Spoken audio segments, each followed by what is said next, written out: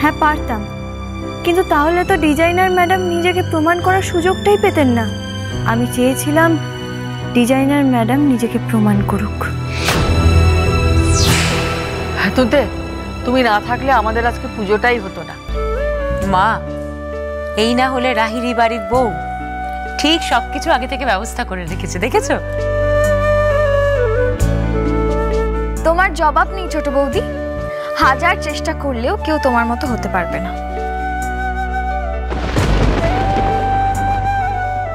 শ্রুতে তো দেখছি খুব তুতে তুতে করছে। অবশ্য ঠিকই আছে, দুজনেই তো সেম ক্যাটাগরির। রঙ্গনের বাবার কথা মেনে নিয়ে আমি প্রিয়াঙ্কাকে তো পুজোর দায়িত্ব দিয়েছিলাম, কিন্তু আমি কি করব মা বলুন? গোপালই বেছে নিয়েছেন কে যোগ্য। আর মন্দিরা, তুই যে রাগ করছিস, তুই বোধহয় ভুলে গেছিস, তুই একটু আগেই বললি গোপালই ঠিক করবেন গোপাল কার হাতে ভোগ খেতে চান। দেখ, গোপালই কিন্তু স্থির করে নিয়েছেন। আর প্রিয়াঙ্কা তো শুধু পুজোটা করতে চেয়েছিল, মন থেকে বোধহয় চায়নি, তাই একটা দায়িত্বও কিন্তু ঠিকভাবে পালন করতে পারলে না। পুজোর সময় পেরিয়ে যাচ্ছে মা, এবার পুজোয় বসতে হবে। হ্যাঁ ঠাকুরমশাই, তুতে তুমি আজ ঠিক সময় মতো ভোগটা তৈরি করে এখানে দিলে বলে সবকিছু রক্ষা পেয়েছে। আমি তো আগেই বলেছিলাম গিন্নিমা, গোপাল নিজে ঠিক করবেন যে উনি কার হাত থেকে ভোগ গ্রহণ করতে চান। এমন সুন্দর করে সাজানো ভোগ আমি খুব কম দেখেছি। ছোটদা ভাই, তাহলে প্রমাণ হয়ে গেল তো যে এই বাড়ির যোগ্য বউকে?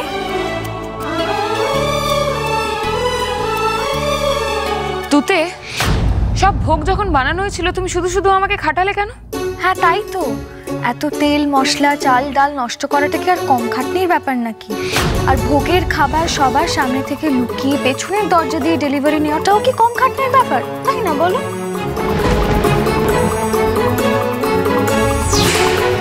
চিন্তা করো না শ্রুতি, ওই চাল ডাল কোনোটাই নষ্ট হবে না। ওটা দিয়ে আমি বাড়ির সকলের জন্য খিচুড়ি আর লাবড়ার তরকারি বানিয়ে দেব। এই পুজোর দিনে আমি অন্ন অপচয় হতে দেব না। প্রিয়াঙ্কা দি, তুমি কিন্তু আবার ছোট বৌদির কাছে হেরে গেলে। এটা হার বা জিতের কথা না ডিজাইনার ম্যাডাম, একটা ভক্তি আর ভালোবাসার ব্যাপার। আপনি যদি এটাকে প্রতিযোগিতা না ভেবে ভক্তি ভরে এই কাজটা করতেন, দেখতেন স্বয়ং গোপাল আপনাকে পথ দেখাতেন। এনাফ তুতে, তোমার জ্ঞান শুনতে আমি চাই না তুতে। শুধু ভোগ রান্না করতে পারলে এই বাড়ির যোগ্য বউ হওয়া যায় না। আজকাল এইসব রান্না বান্না বাড়ির কাজকর্ম কোনো বড় বাড়ির বউরা করে না। তারা কাজ করে, চাকরি করে, অফিসে যায়, যেরকম আমি যাই। তুমি পারবে পারবে নিজের যোগ্যতা প্রমাণ করতে?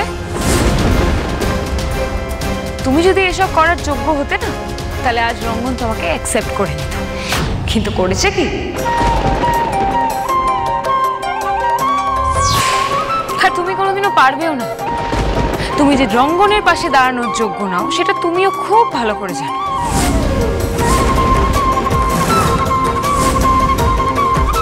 এটা লাহিড়ী বাড়ি। এই বাড়ির যোগ্য বউ হওয়ার জন্য মেয়েদের উচ্চ শিক্ষা, উচ্চ বংশ পরিচয় থাকতে হবে, যার মধ্যে কোনোটাই তোমার নেই। তুমি পারবে নিজেকে যোগ্য প্রমাণ করে রঙ্গনের পাশে দাঁড়াতে? তুমি পারবে ইংলিশ শিখে নিজের পরিচয় তৈরি করতে?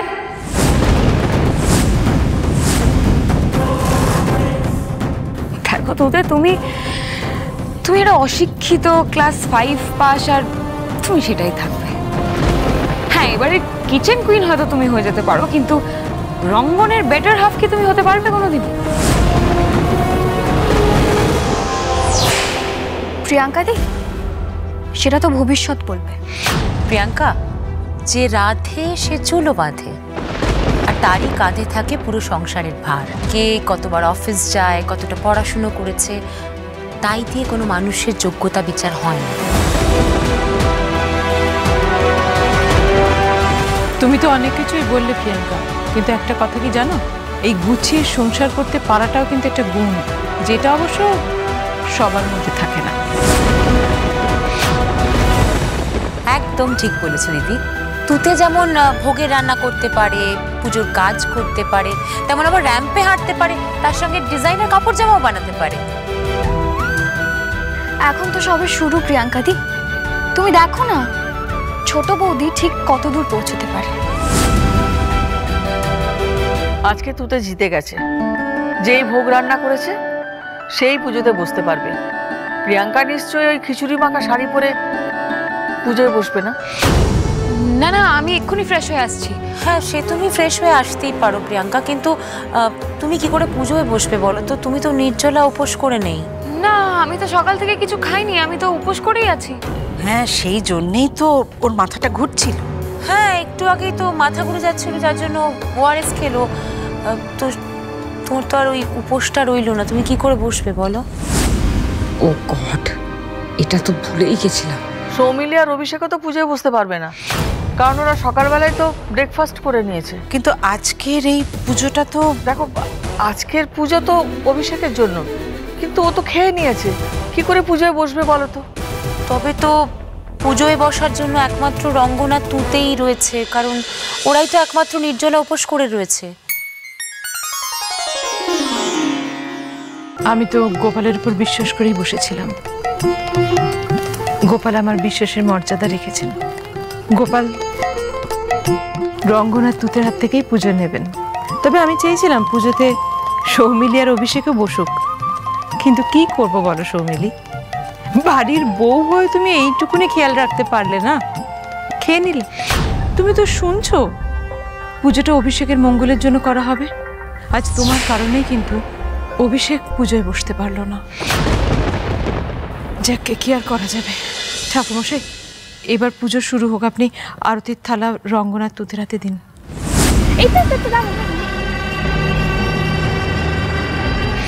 এটা তো বসের বাড়ি, এটাই ভয় পাচ্ছিলাম। বাবা, এ তো দেখছি বিশাল বাড়ি। এখানে আপনি কার সাথে দেখা করবেন? তুতে দিদি আমার সব থেকে প্রিয় বন্ধু, আমার পিসির মেয়ে। এটা ওরই শ্বশুর বাড়ি। গেল, এবার আমি তুতের সামনে চলে এলে তো সব প্ল্যান বানচাল হয়ে যাবে। ও,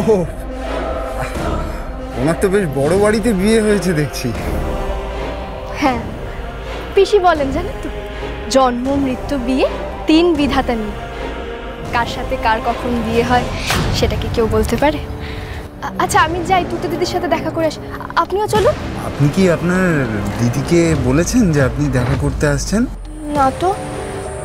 ও, তাহলে এইভাবে না জানিয়ে কারোর সাথে দেখা করতে যাওয়াটা কি ঠিক হবে? বা আমার মনে হয় ওই দেখুন ভিতরে বোধহয় পুজোও হচ্ছে। তাতে কি হয়েছে? আমার তুতে দিদি যদি জানে যে আমি এসেছি, ও সব কাজ ছেড়ে দিয়ে আমার সাথে দেখা করতে চলে আসবে। আপনি আসুন তো। এই মেয়ে তো কিছু শুনতেই চাইছে না। ঠিক আছে, ঠিক আছে, আপনি যান, আমি আসছি। আচ্ছা, ঠিক আছে। কোথায় যাচ্ছেন? আমি তুতে দিদির বোন, ওর সাথে দেখা করতে এসেছি। নন্দ রাখিল নাম নন্দের নন্দন, যশোদা রাখিল নাম যদু বাছাধর, উপানন্দ নাম রাখে সুন্দর গোপাল, ব্রজপালক নাম রাখে ঠাকুর রাখা, সুবল রাখিল নাম ঠাকুর কানাই, শ্রীদাম রাখিল নাম রাখাল রাজা ভাই, ননীচরা নাম রাখে যাতে গোপিনী, কালো সোনা নাম রাখে রাধা বিনোদিনী। তুতে কিন্তু শেষ অব্দি জিতেই গেল অভিষেক। বেশি দিন নয়, খুব শিগগিরই তুতেকে অভিষেক নিজের পায়ের তলায় এনে ফেলবে, দেখে নিও তুমি। এই বাড়ির যোগ্য বউ হওয়ার জন্য মেয়েদের উচ্চ শিক্ষা, উচ্চ বংশ পরিচয় থাকতে হয়, যার মধ্যে কোনোটাই তোমার নেই। তুমি পারবে নিজেকে যোগ্য প্রমাণ করে রঙ্গনের পাশে দাঁড়াতে?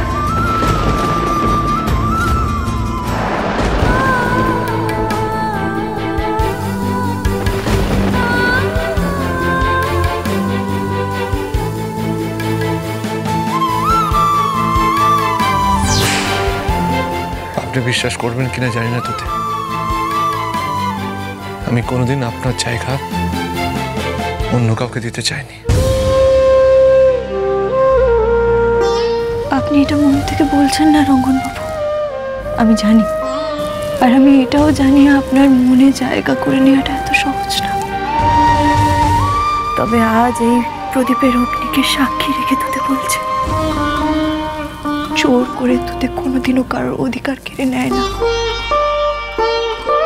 কিন্তু প্রশ্ন যখন যোগ্যতা নিয়ে উঠেছে, তোতে যোগ্য হয়ে দেখাবে।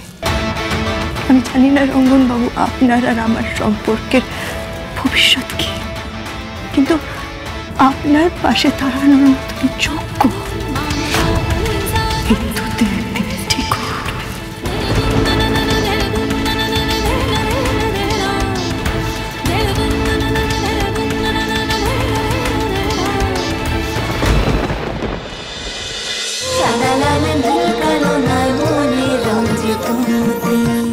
স্টার জলসার প্রিয় শো দেখার জন্য সাবস্ক্রাইব করুন আমাদের ইউটিউব চ্যানেলে এবং আপডেটেড থাকার জন্য প্রেস করুন বেল আইকন। চলো চলো চলো চলো পাল্টাই।